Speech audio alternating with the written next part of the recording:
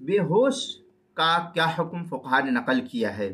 چنانچہ اگر کوئی شخص مسلسل 24 گھنٹے سے زیادہ بے ہوش رہے، ہوش ہی نہ آ رہا ہو، تو اس پر بے ہوشی کے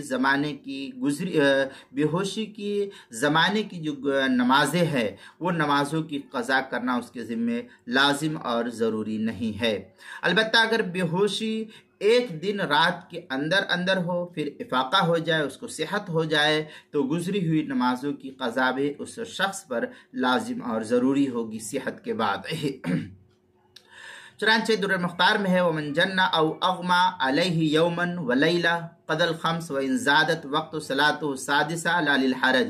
در مختار کی عبارت ہے جو زکریا بک ڈپو دیوبند کا ہندی نسخہ ہے، اس کی دوسری جو صفحہ 573، کتاب کیا نام ہے فتاوی شامی جو بیروت کا چھپا ہوا نسخہ، اس کی دوسری جو صفحہ 501، کتاب المسائل پہلی جو صفحہ 577 اور 578 پر بھی اس کو نقل کیا گیا ہے۔